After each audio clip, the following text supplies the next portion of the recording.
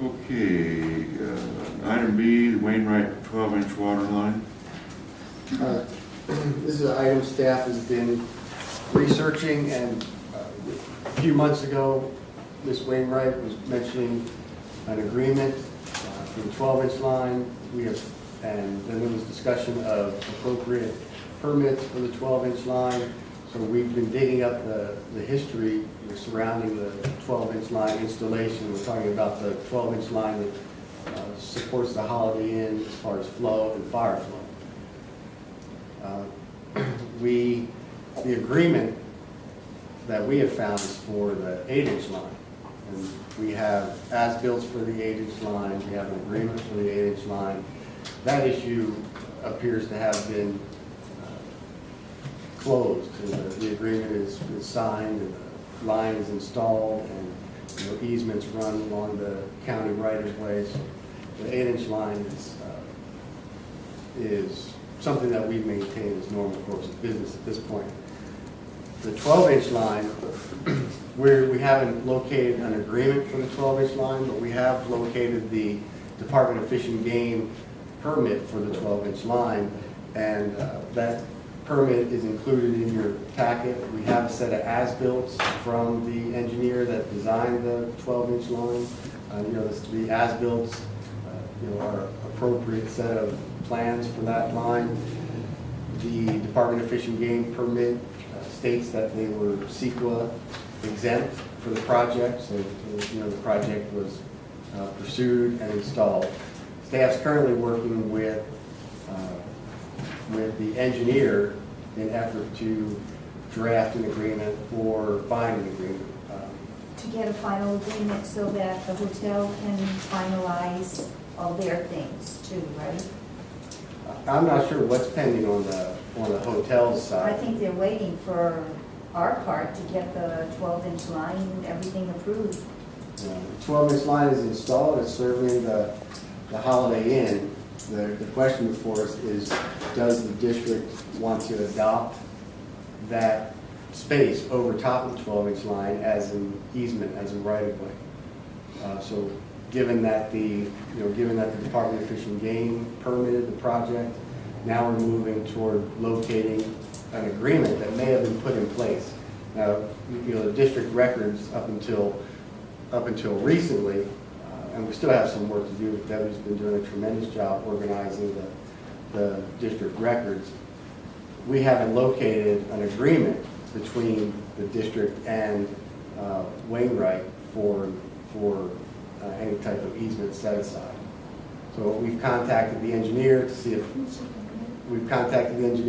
the engineer can locate the agreement. If the engineer is unable to locate the agreement, we will work together and draft one. It'll come to the board in draft format for the board's approval or comment and possible approval. Did you speak with Emily regarding that possibly, from what I heard, that she had donated all that to the water district? I have not heard that from. Okay, I heard that, Emily. So I don't know if you want to.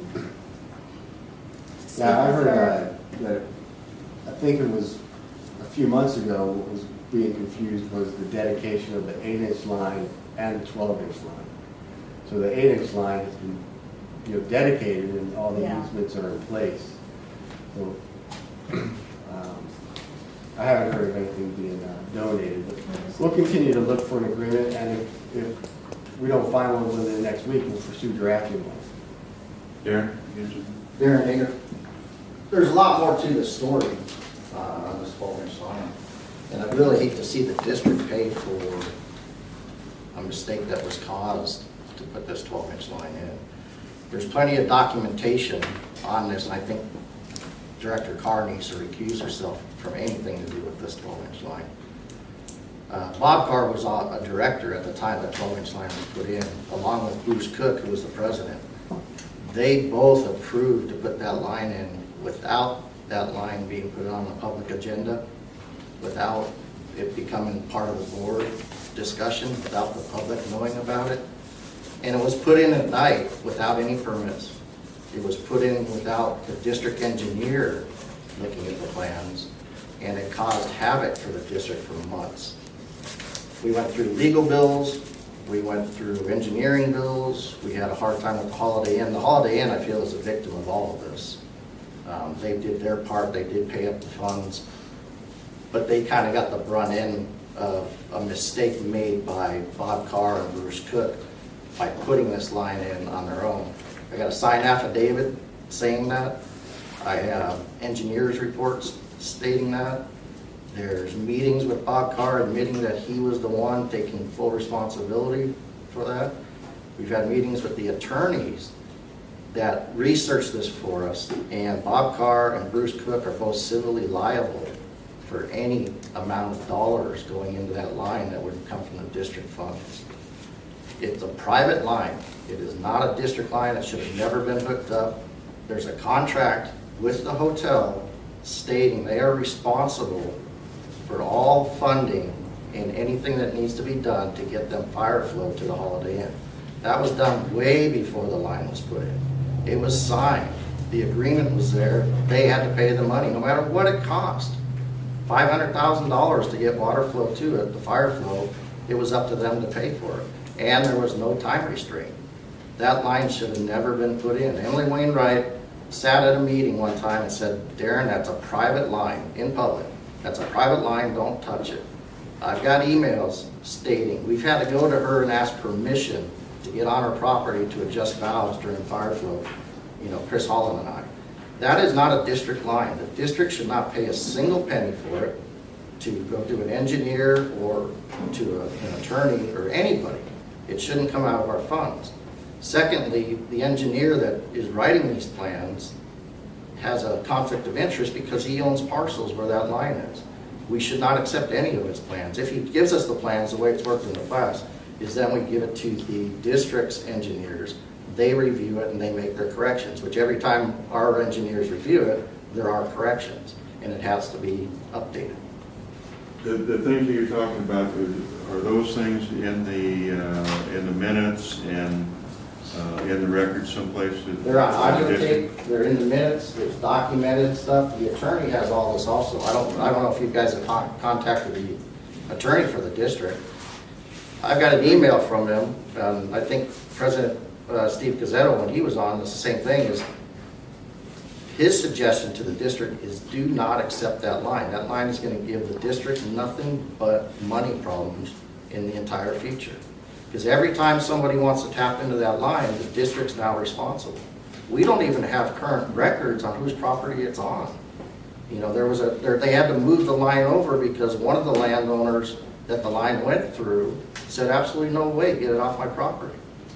So we don't even have legal easements on it. There's nothing there for it. So why would the district, with a single dime, paying Charlie or anybody else to do anything when it's a private line and they should be responsible for it? Those two people that took it upon themselves to put that line in and tap into district water are liable and civilly responsible for that line.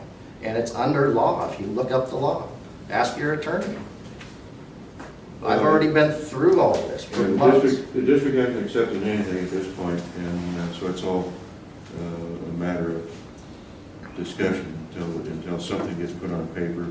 We've not not been able to find anything that stipulates where this line actually is. No easement laid out, a survey or anything else. I don't think And what we have located anything. What we have to work with so far been the as-built and the Department of Fish and Game document that was brought. And that Fish and Game permit only covers Creek, the Blue Line Creek, so that's it. And then my other question is how was that built in the Blue Line Creek? Was it slurried in there? And Delbert, you probably know better than I do. What needs to be done to that line to protect it in a major flood? According to the Fish and Game documentation, it was slurried across there. Not slurried. It says it's encased in concrete. So that tells me that it was something a little more. I've seen the concrete trucks over there from my house, so I know I've been slurried. I think what is being presented is new information that I'm now being made aware of, and if we want to collect that new information. So we need to look a Dig little, up that new look a little information. further and get more information. And if Ms. Wainwright is going to grant an easement across there, then she'll be drawing up the documentation, I would think. Well, just so you know, Gilbert, on those easements, you want to have an attorney look at the easements. Absolutely. I have an easement that Jeff French and Emily Wainwright gave us after this whole thing came to light. And it's not worth the paper it's written on. It doesn't give us any access to it. It just says you have access to these coordinates. Right, It right. doesn't say that they're not going to build over top of the line. It doesn't say they're not going to tap into the line. It doesn't have a warranty to it. That's what all these contracts were for, that we used to do. You know, when it went to the public, we would make them sign the contract, approve the line, and then they were liable for everything. It never cost the district a dime for attorney's fees, engineer fees, anybody. Right. It all went with whoever wanted to build that. And yes, Emily Wainwright did pay for that entire system, Right. but that was her line. It was a private line. You know, a point there, when that infrastructure was put in, forget about the 12-inch line for a minute, the 8-inch line, was there a provision in there for new hookups to be reimbursed, or to reimburse the motel which paid for the infrastructure improvements? As new parcels connect to it? No, because the hotel did not pay for that 8-inch line around Wainwright Court. Emily put that in. Oh, she did. She Emily paid and for it. Jeff French paid for that line. There's a contract with both of them on there. Okay. And that's where we had to separate. That's why there's two contracts, because at the time, Holiday Inn Express and the Wainwrights were fighting Right. over who's paying for what, so we had to separate contracts. So Emily paid for that entire 8-inch line that tapped into the 6-inch line.